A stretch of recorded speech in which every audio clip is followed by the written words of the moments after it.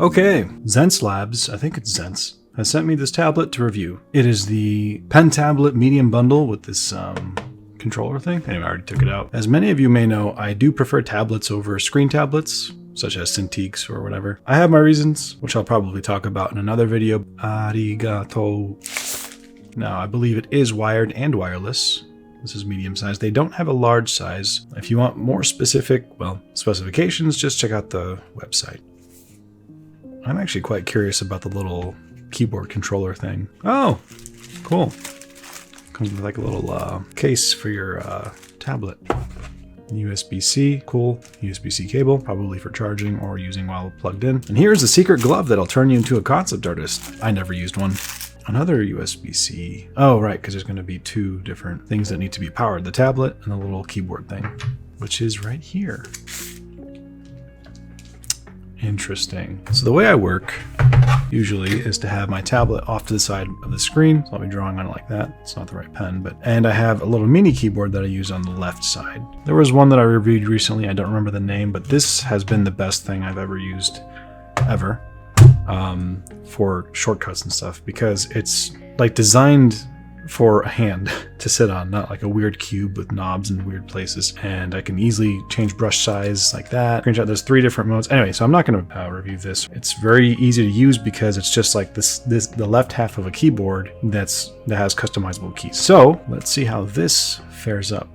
Now, already simple, I guess. I mean, it has 4 clickable buttons on this side and this side. That's a clickable button, and so is that. And I'm guessing that helps you, or allows you to change what this is controlling. Brush size, rotation, zoom, that kind of stuff. I guess ergonomically, I'd probably use it like this so that my thumb would be able to be the resizer or the zoomer inner, which is pretty much how I have it set on the Designer Deluxe. Actually, one complaint I do have about this is that it's loud. It'd be nice if that was silent. Anyway, okay, cool. Nice little case for the pen. Ooh, an arsenal of stuff. So we got 2 different USB, probably receivers for the wireless, extra nibs, got different, like a felt tip nib there. For the longest time, I didn't know what this thing was for. What it does is it grabs the nib and pulls it out. Let's see how the pen feels. Oh yeah, that's just a Wacom pen. Oh. Nail that. Oh, got it. Anyway, let's hook it up and download the drivers and see how it goes. I suppose they're charging right now. Okay, so okay, because these things kind of glow. Oh, so it does come with 2 pens. I'm not sure why. All right, so it shows what shortcuts are already there. Now this is mapped to an ultra-wide screen. This is the Samsung Odyssey. Perfect. All right, new layer works. I'll probably map one of these buttons to delete layer. You know, it's like Wacom, XP Pen, Huon, Xencelabs. All of you, if you're actually watching this video, please, for the love of God, just make something like this. We're already used to using this part of the keyboard, so make this. It's very easy to use. You can add some more knobs if you want, but it's just cool in its own way. But regarding human factors, I don't see why tablet companies aren't making this kind of stuff. Because like for this, I have to like look and see the thing, and I'm sure I'll get used to it, or I could, you know, use the buttons on this thing. But please, just take that as a note. Let's try the brush size. Oh, set to zoom. Click it. This is rotate. All right. Let's get that back to that. Click it again. Brush size. Okay. All right. Let's test the actual pressure sensitivity and all that fun stuff. Okay, right click. Nope, that's... Oh, okay. So there are 3 buttons on this. I'm used to there only being 2. So right click is actually set to this little one on the bottom. Great. All right. So far, so good. No weird stuff with, what's it called? Windows Ink. Let's try pen tilt. One of the most important things. Ah, beautiful. Very smooth. Nice pen tilt. I'm going to go ahead and try this out for a couple days, maybe a week, and then finish up the rest of this video and see what I think about it. So far, first impressions, pretty good. Good solid build. Has a nice weight to it. I kind of like the smoothness of this. It's not like glass. It's actually reminiscent of the older Wacom Intuos 4 and 5. All right, so I've used it for about maybe 2 weeks now. I've been using it a lot for drawing and dabbling with painting. So far, so good. First, I'll talk about the drawing. So the immediate difference compared to the previous tablet I was using, which was the Huon WH something, it should be on the screen, going from large to a medium size, which means the ratio of hand movements is going to be different. So for example, for a long stroke on the big tablet, you have to move your hand further, clearly.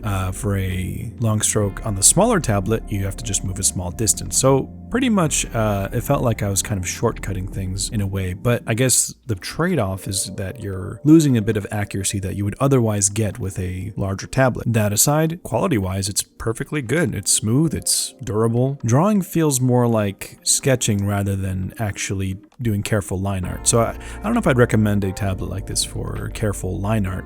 In fact, I think if you're more interested in line art type stuff, I would either get a bigger tablet or a screen tablet. Personally, I just don't like screen tablets as much. There is one slight issue I was having, and it happens whenever I'm trying to write something. There's a slight kind of little, I don't know if it's a lag or something, but there's a little flag that comes up. Well, it's not a flag. It's more of like it's just like a little mark that is, I think, a result of moving the pen too quickly, which was not happening with my other tablet. So, I mean, it's not like you're getting a tablet so you can write on the screen, but I do tend to write notes, and I just noticed this. This hasn't been an issue at all with actual drawing or sketching or painting, really.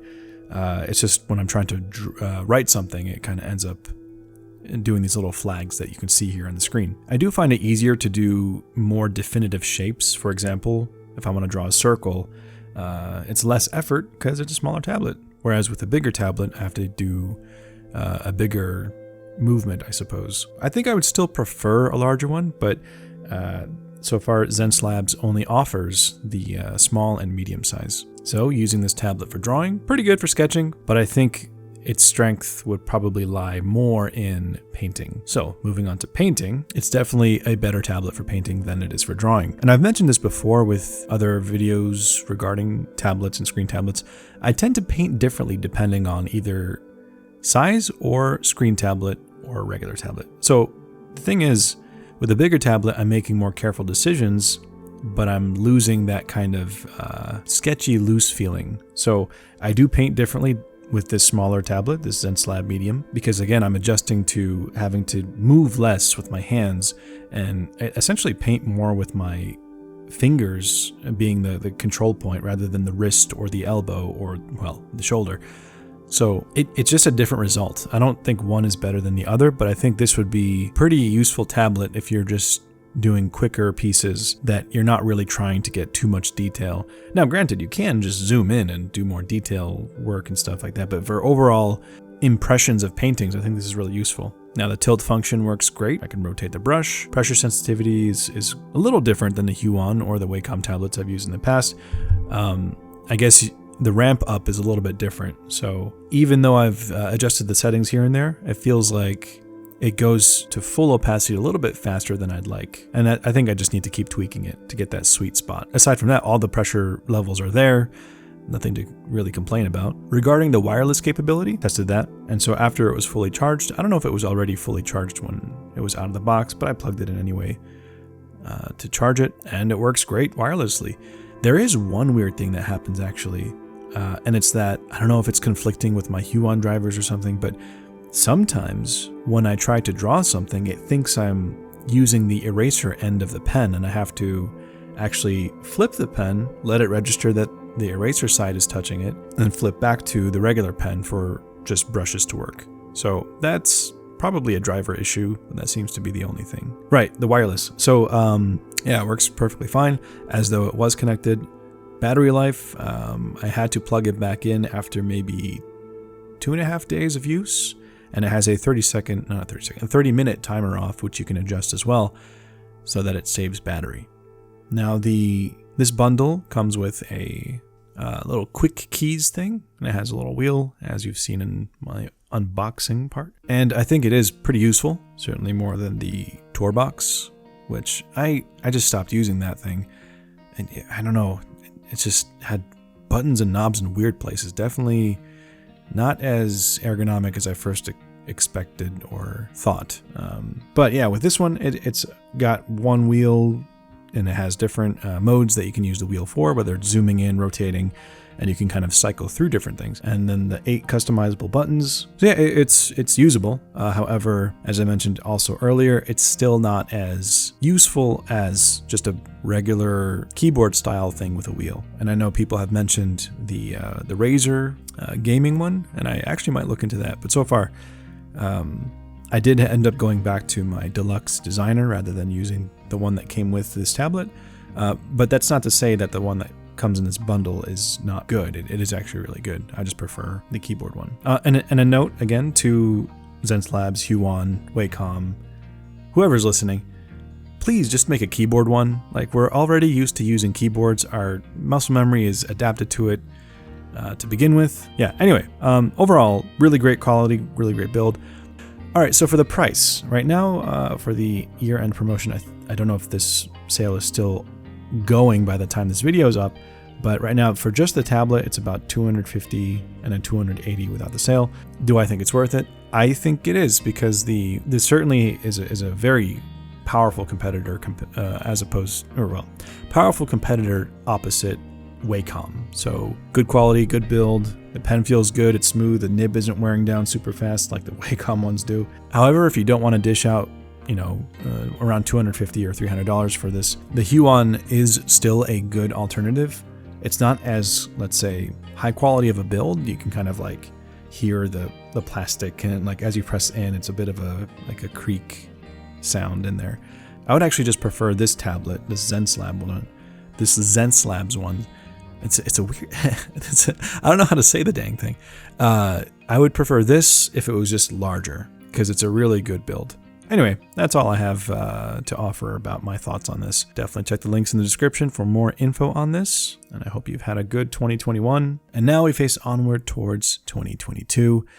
Let's hope for a good one. All right, see you next time.